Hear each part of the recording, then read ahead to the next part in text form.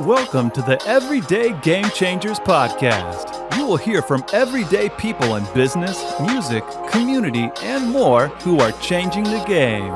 And now your host, marketing expert, and personal branding specialist, Barion McQueen. Welcome to another episode of the Everyday Game Changers podcast. I'm your host, Barion McQueen, and you know how we do each and every week, talking to game changers in business, music, community, and more. And today's guest, she don't only really fit in music, because she do a lot with the business of music too. Miss Yanelis in the building. How are you? Hello. Let's get Yanelis in the building. You guys are so sweet. Thank you for having me. Appreciate you and your team. You guys have amazing energy. That's it, man. How are you? I'm doing good. How are you? I'm well. I see what you've been doing. I love what you've been doing with your platform. You ain't Gary turn this interview around on me. Oh, sorry, the podcaster. This is about you. So it's kind of hard to introduce you because I know you do music, right? Mm-hmm.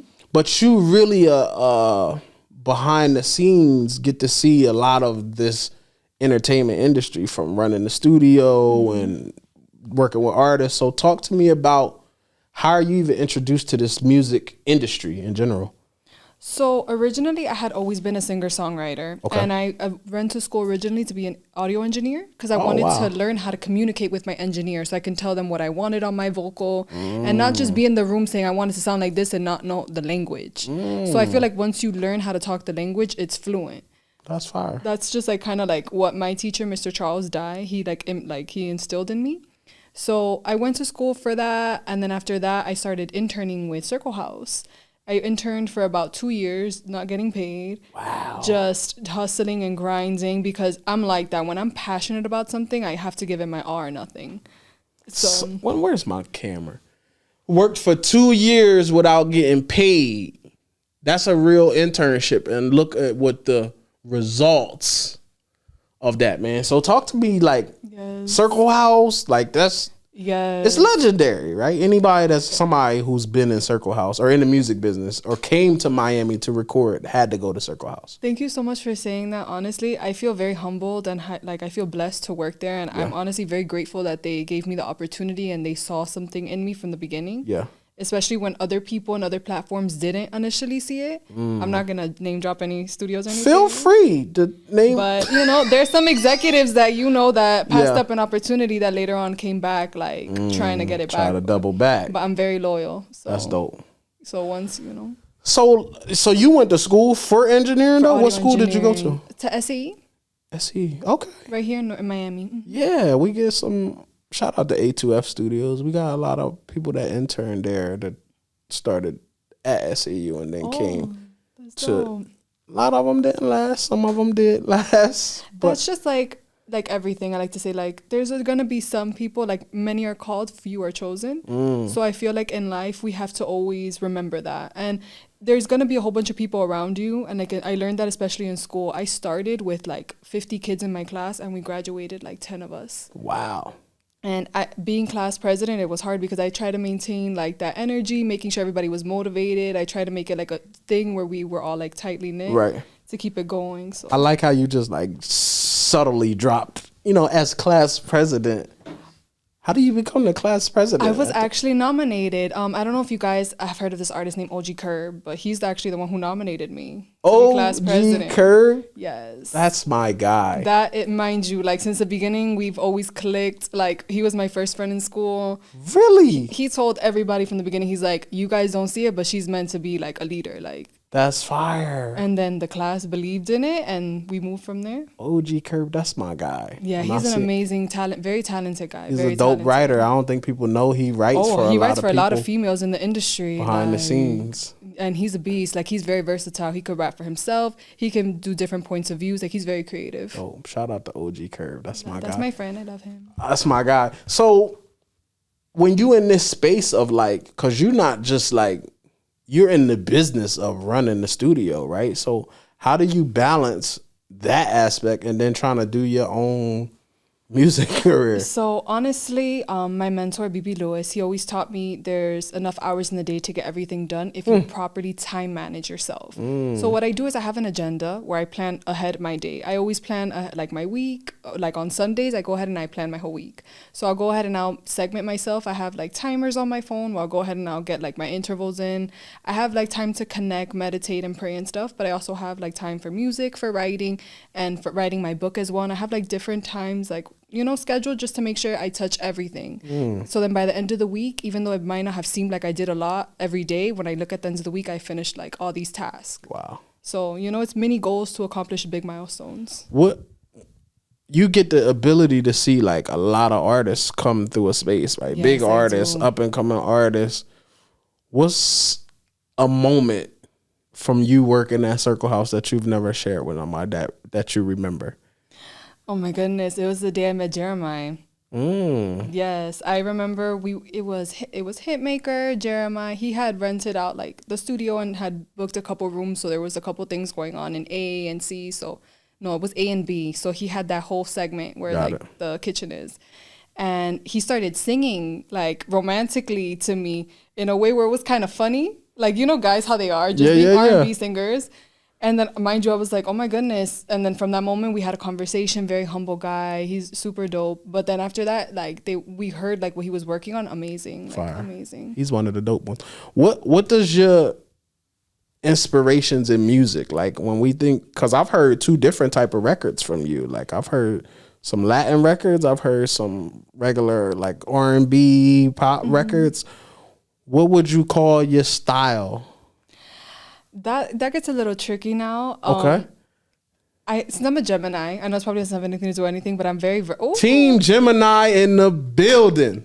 Come on, don't play with us. We the best. Facts. Go ahead. I'm sorry. No, you needed to make that a point. Team That's Gemini. definitely a point. 3 Geminis is in the building. Oh, air signs. Stop playing with us. Let's do it. But go ahead. I'm sorry. No, you're good.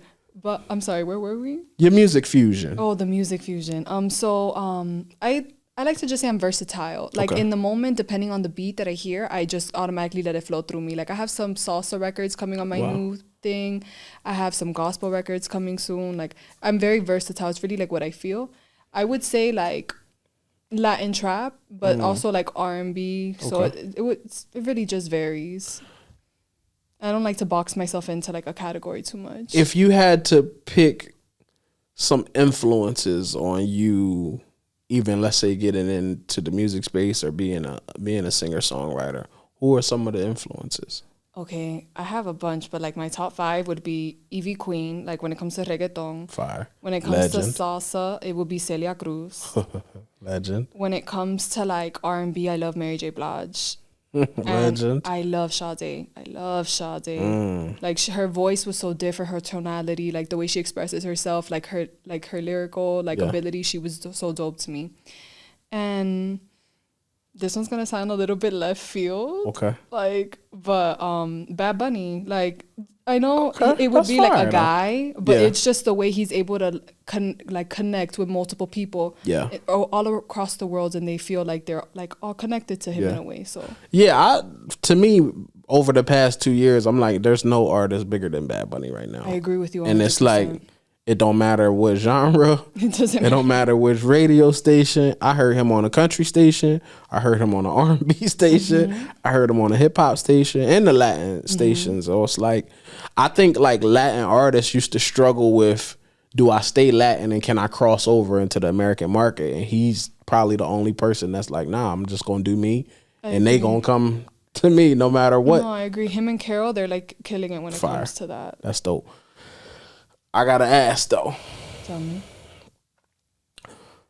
When you in a space like running a studio, what's some of the worst behaviors that you see on a day-to-day being in the studio? Divas. Oh my God, divas. I can't stand that. Or disrespectful people.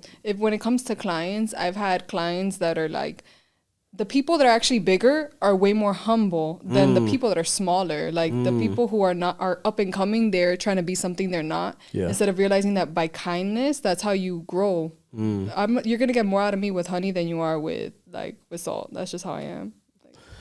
I have a story when I met Ludacris for the first time. Oh, tell me. Terrible experience meeting Ludacris. How was And that? it really wasn't even my experience. It was me witnessing somebody else's experience. Oh, it's terrible. And I was just like, ugh. Like, we was at my guy Nick Boots. We was at this battle session in New York City. And Ludacris was one of the like celebrity guest judges. So we just like backstage and you kind of get to meet and greet with the celebrities and we just chopping it up. And this girl just comes running out of nowhere. She's like, oh my gosh, Ludacris, he had just cut his braids. She's like, oh my gosh, you really cut your hair off? I'm such a big fan. I've traveled here all the way from Cincinnati, Ohio to New York City to come see you. I would love if you just give me an autograph and if we could take a picture. He just looked at this girl and was like, I ain't got time for that tonight.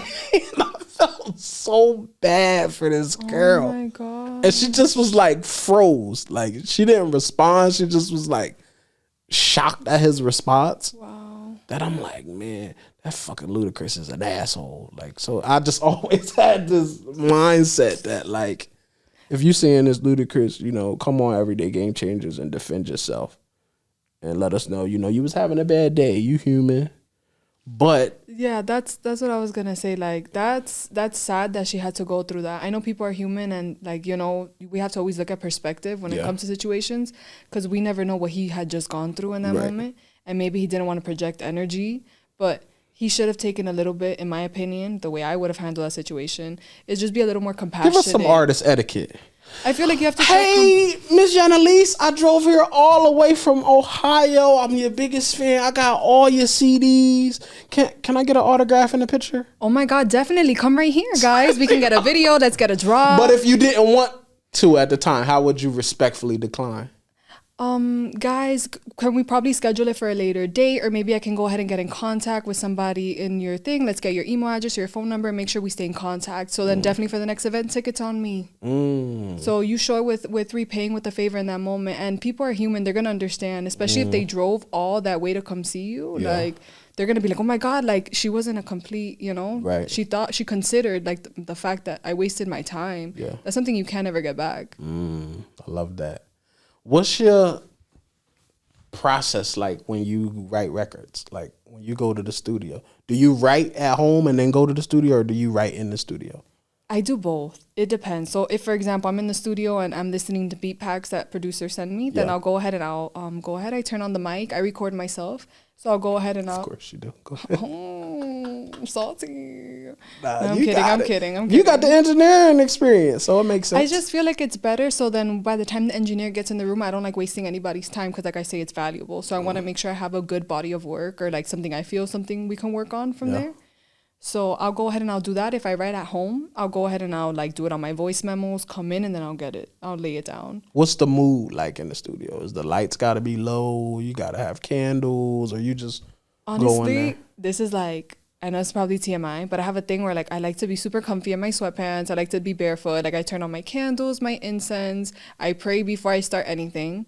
And I go ahead and then once I do it, I go in. Doesn't matter what genre, what vibe, what topic. That's just like my routine every time. Right. I feel like it gets me like aligned with my process.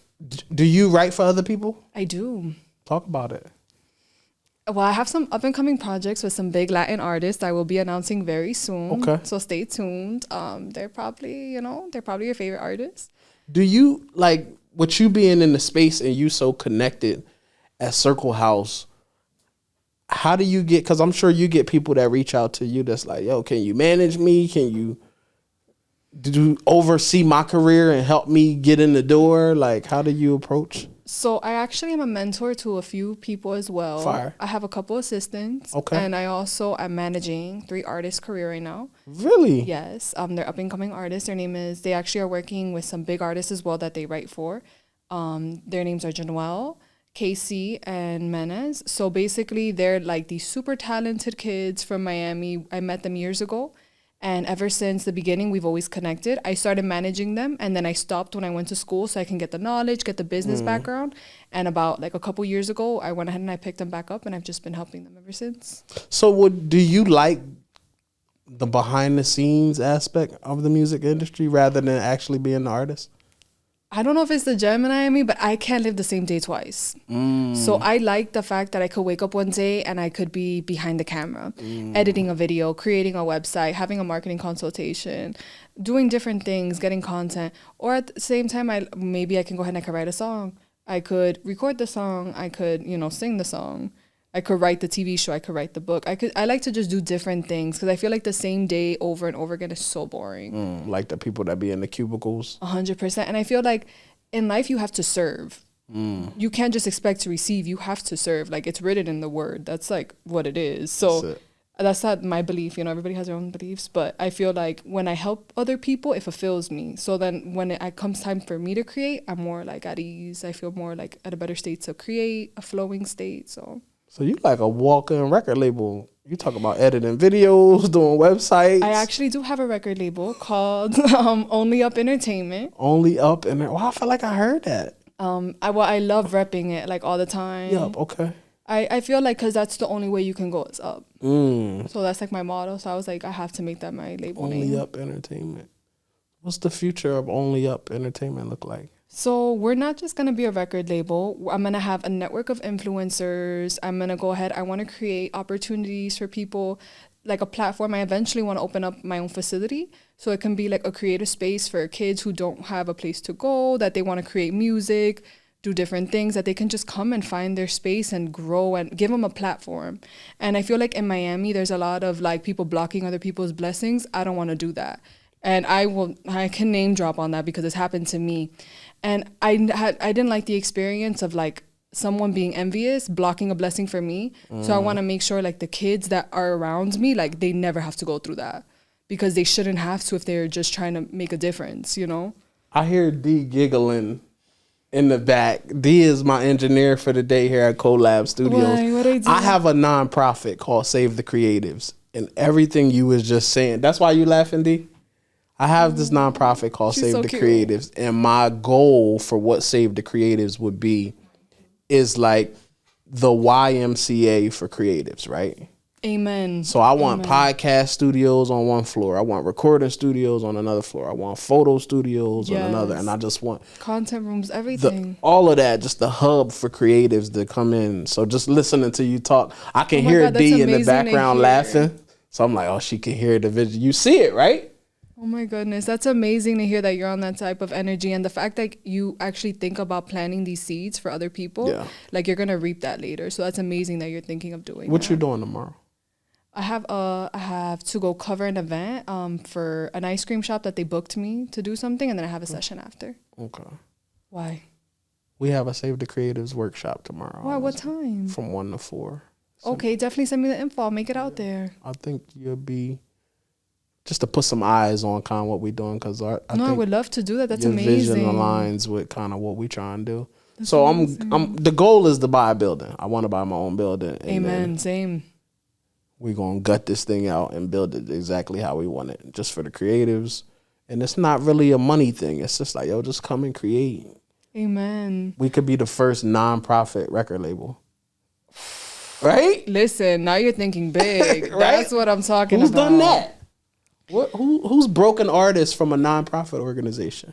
But the thing is that the fact that you're thinking like that shows like not only are you're not out for self, you're thinking about everybody else around you. 100%. So that's beautiful to think that you're like 100%. that. And I'll be honored to go. Like that's amazing. I tell love people things all the like time, that. I've made a lot of money, but it's like for me, I value probably my success more, like how many people I've helped, how many lives have I touched, how many Amen. how many little seeds that I maybe have you planted in other people's minds and spirits. And like if that's one thing, like you don't realize it, but you being kind to someone in a moment where they're weak or you giving them light when they're in darkness, like they're going to remember that forever. 100%. Whether they might not tell you, they'll remember that. And like, you just want to make sure like you're not doing it like to receive the credit for it, but just to like benefit those people properly and like make sure they're on the right track. Cause mentorship is everything and guidance is everything. And with the like proper mentorship, you can elevate to different levels. And with the wrong mentorship, you could end up in places that we don't want to talk about. That's 100%. What would you say has attributed, like, what's the moment that you have as a singer that you like, oh, I could actually sing? Because we all sound good in the shower. We all sound, or we have family members that's like, oh man, you can hold a note, and then they just telling us that because they like us and they love us and they don't want to. But what's the moment for you like, oh man, I actually do have a nice voice and I can sing and I'm gonna pursue music? I can keep it 100 right now? Give it to me. It didn't even start out like that. I have always loved to sing. I have always loved opera, singing, like just since I was little, just doing different things. Yeah. But I've always been a writer. And I was so tired of these artists not taking the material seriously. I was like, I'm going to go ahead. I'm going to invest in myself. I'm going to pay a vocal coach. I'm going to teach myself, and I'm going to make sure that like I can sing this. And even if it's not the best, I'm going to pull a Drake. Like I'm going to do the best I can, and I'm going to make it work for me. Fire. So like, it wasn't really like a moment of, I'm like, I want to do this. It's more like, I want to make sure like the lyrics that these people are hearing isn't just like mumble rap. I want to make sure it's actually something that you can think about later, something you can connect to, like moments in time. Like as humans, we live through different stages, different phases. And I feel like that was the moment where I realized like, nah, you're not going to take this seriously. I'm going to show you I'm going to take this seriously, and I'm going to show you how to do it too. Like, wow. What's so funny about that is before I was actually doing music, I was just producing music. Oh my goodness. Wow. So I don't know, maybe I was probably just the best ones out of all of my friends. I never wanted to actually be the artist. I actually just wanted to write the records. But because I produced the records, it was easy for me to write the records, and I could write the hooks, and I could do, and then it's just like, oh man, why don't you just do the whole song? And then my trajectory was a lot faster than all of my friends, so everybody just bet on me to be the artist. So, but that's dangerous. The fact that you can do all of that, you're a one-man team. Well, that's how I presented to myself to the record label. So my first deal was with Epic Records. I was 18. My second deal was with Universal. I was maybe 21 at the time.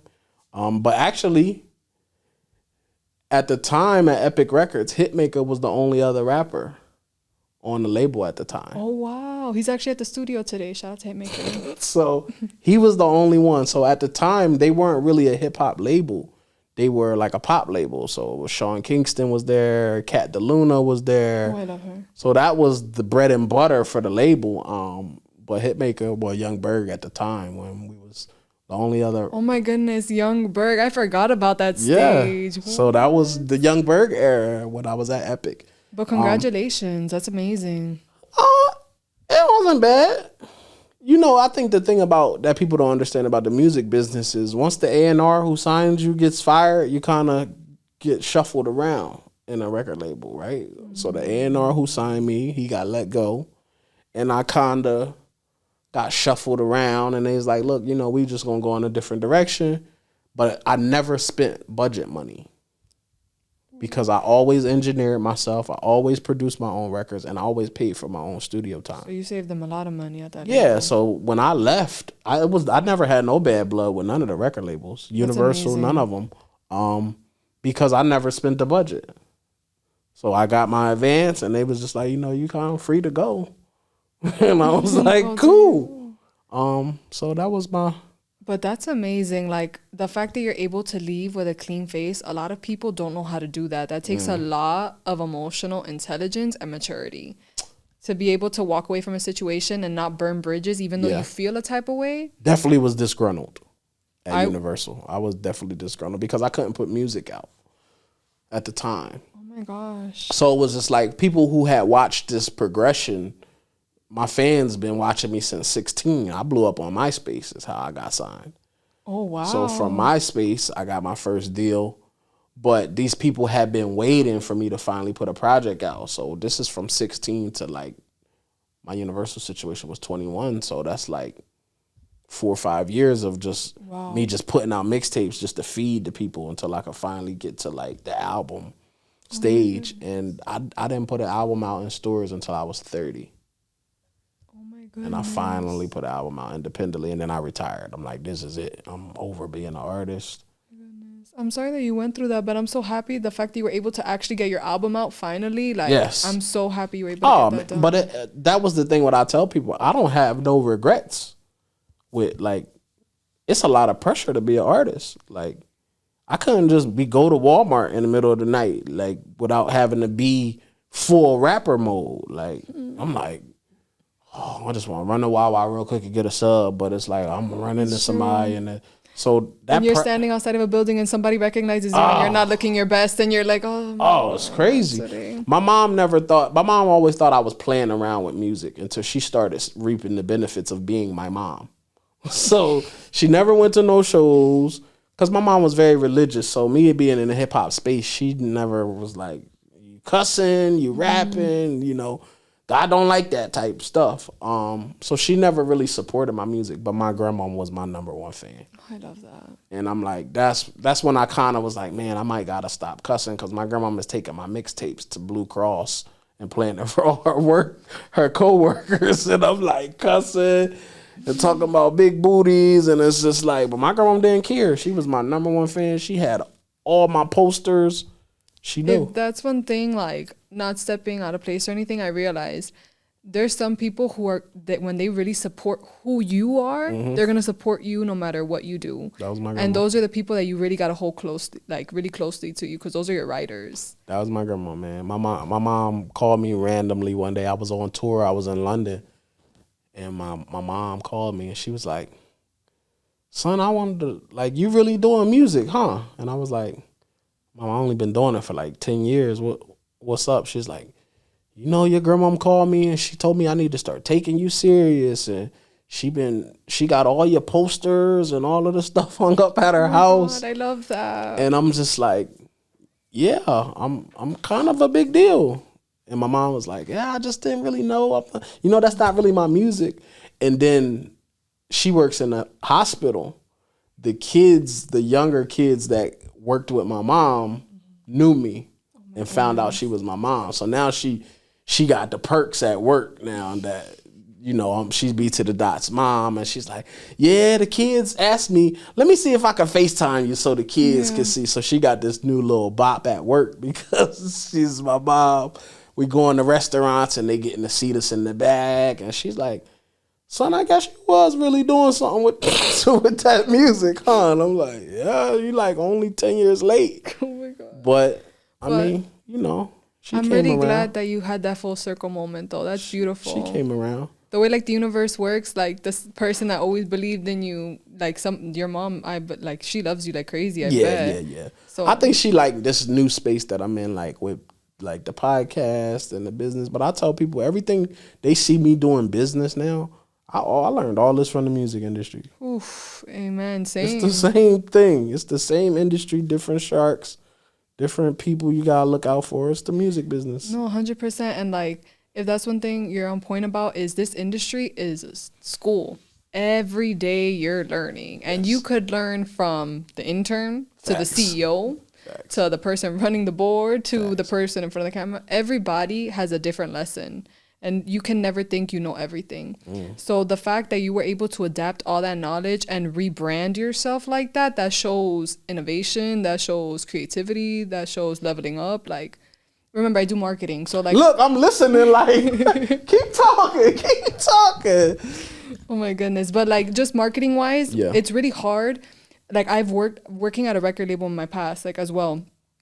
I've seen artists that they come in hot and then they sizzle down and they don't do anything after. But the fact that you were consistent, you didn't let the circumstance you were in stop you. You continue to put out your mixtapes. Then you went ahead and you did your album. Then you transitioned. You showed that like you're consistent regardless of the circumstance. So that takes resilience. It does. This isn't easy. This industry's hard. No, I got you here. What's some feedback you can give for some of these artists, like from a marketing standpoint? Like, I feel like everybody's like trying to do the TikTok route. Like, they want to go viral on TikTok. Give me some Yanelis advice. I'm gonna talk my shit really quick. Because that's my brand, is talking my shit. Talk your shit. That's who I am. I'm gonna say what I feel regardless. Let's do it. Before you try to do what everybody else is doing, you got to figure out who you are, what your brand is, and what are you trying to bring to this world. Because everybody can have the same talent and they can give it to you differently. So you need to make sure, what is your niche? What is going to make you stand out from everybody else?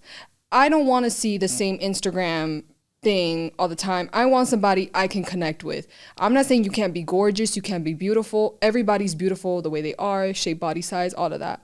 But what I feel like is really important is like, who you are as a person. I feel like that's why Cardi B is so relatable, is because, yeah, she was who she was, but she gave you every facet of who she was. The comedy, the baddie, the one you can relate to, the one that she'll run her mouth. Or like, for example, even like, it doesn't matter. Like, you just need to be able to figure out who you are. That's step one. Once you figure out who you are, then you're not going to be trying to sell something you're not, and you're not going to be forcing something, because then the content that you capture is going to be so organic. It's going to be what you normally do. And when you are walking in your purpose, that's what I love to say, you're not going to need a force. You're going to just flow. So that's just... You felt that too, Turk? Oh, man. Yanelis over here dropping these gems. Oh, my God, stop. You're making No, you know what it is? I like fresh perspective because people hear this from me all the time. So I'm glad that you're reinforcing some of these things that I be telling people about, organically building a brand. Like when you do it so organic, it's not nothing you have to turn on. It's just you. Exactly. So it's like, you're going to be doing this anyway. So just let people in. Be authentic, be yourself. If that's one thing, like I realize when you walk in your truth, nobody could tell you who you are because you know who you are. And you're going to be able to, so let's say, for example, you're always going to have people criticizing you. Facts. Regardless. So one thing I like to say is use it to your advantage. If you're going to criticize me, give me your feedback. So go ahead. Oh, if you know people are going to go ahead and they're going to be criticizing you because you do some type of content. Oh, okay. Guys, you know, I've been getting some feedback about this. Let me know down below, like, what you think I should be doing. Since you got something to say so bad, you don't got to be disrespectful about it. You handle it with class. Because remember, like, when they go low, we go high. So you handle it. She done got my sister pulling her notepad out here in the background. Oh my gosh, she is so cute. So how do you find talent? Like, what do you look for? Because I tell people now, it's like, it's not always the most talented, right? It's some people that's not just, even what I look for. Talk to me. What you looking for? Artists want to get under your umbrella. What you looking for? I'm looking for authenticity. Okay. I when I look for something, I like to see what's different. I'm always looking for what's different, what's authentic, and as well, I'm looking for work ethic.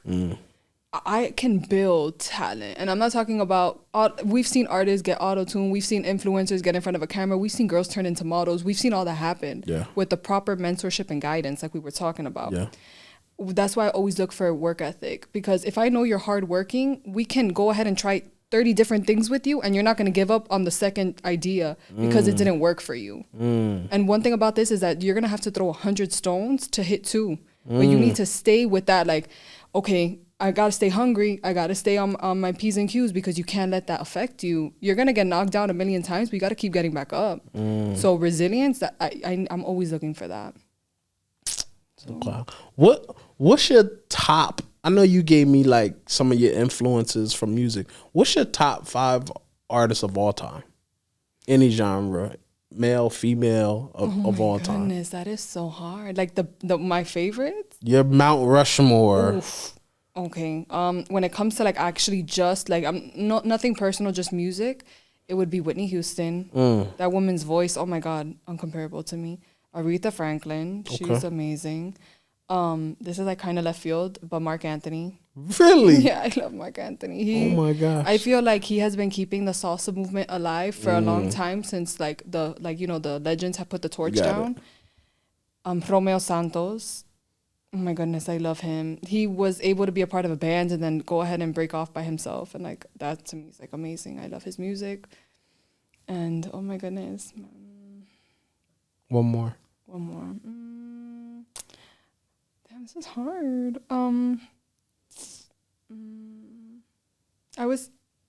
want to say her again. What? I would say Mary J. Blige. I love her so much. I love her soul. Like, I love the fact, like, she raps about authenticity, what she's going through. Like, I just love that. This is divine timing. My sister's in the building, right? How are we related to Mary J. Blige? No way. Don't tell me that. I've been such a fan of her since I can remember. Like, I have her CDs. Like, I remember growing up, I had all her pictures, like, because, like, the fact that she was so real, like, what she gave you was authenticity. And, like, she didn't care to be, she was naturally always beautiful and sexy, but she didn't really, like, show you that. She showed you that you could be a boss, you could be a woman, you could be relatable, and you could still be beautiful. And, like, give your music and, like, she just has this sass to her. She's just I just always had this thing. I've never met her, but I used to, when we used to go to the family reunions in Denton, I used to always hear them say, you know, that's your cousin. And I'm like, who? They're like Mary J. Blige. But I could never remember how we was related. So second cousin. So she's my second cousin. This world is One day, we going to meet. Maybe me and you can meet her at the same time. Because I still haven't met her. Oh my goodness. No, I would have a heart attack in that moment. That woman is amazing. And I was actually thought I was going to meet her. She was filming a music video here. I think she was doing something with Khaled. And I'm like, oh, yes, for her new release that she did. Yes. And I didn't make it. And I'm like, man, that probably was the one opportunity I could have been like, cuz, what's up? It's me. If there's one thing about life, God has perfect timing. So, like, when the time is right, everything is just going to flow for you. But I feel like it's going to work out good energy. You really have positive. Oh my goodness, that means a lot to me. I just feel like in life, when your words, they could speak life or death. So just be careful, like, how you articulate yourself. I'm just big on that. What's one piece of advice? I want you to give me two pieces of advice, but from two different perspectives, right? Okay. Give me one piece of advice you could give to an artist that's looking to just break into this industry. And then give me a piece of advice from an entrepreneur standpoint. Okay. On how you've been successful. Okay. In perspective of an artist, I would definitely say take notes. I would say before you even get into anything, write down, who am I? What am I going to do? How do I want to impact people? And from that moment forward, make a list, make it a tree, and just connect the dots. Because in life, it's all about connecting the dots.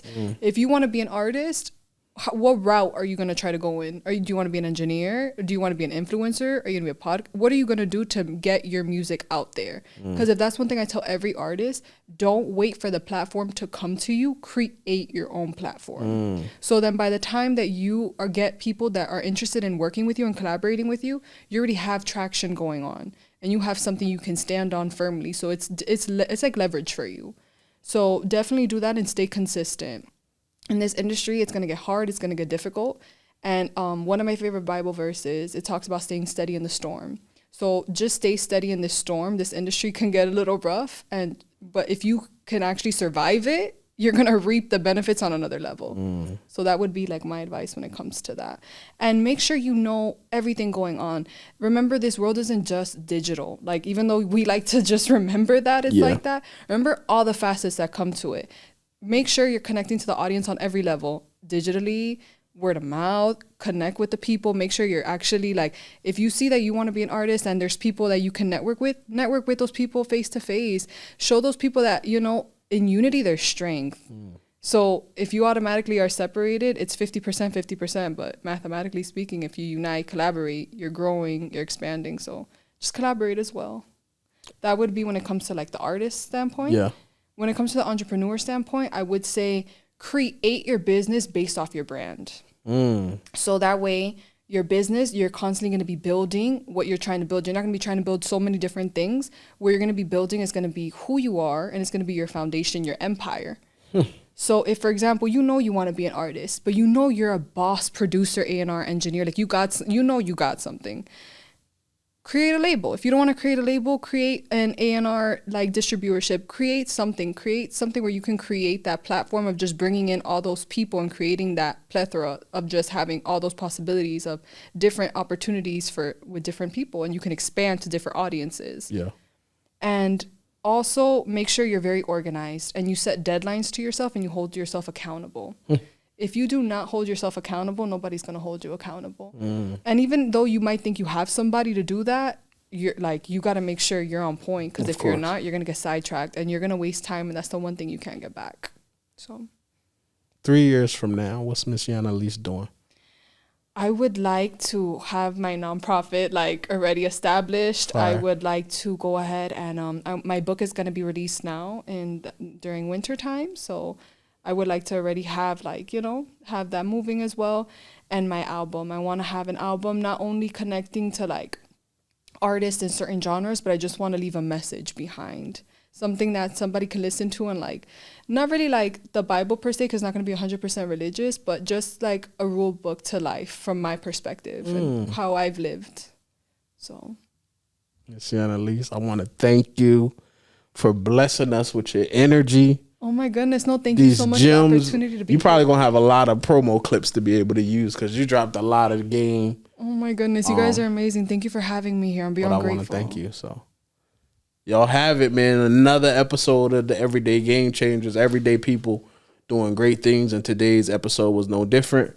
I'm your boy Barion McQueen, signing out.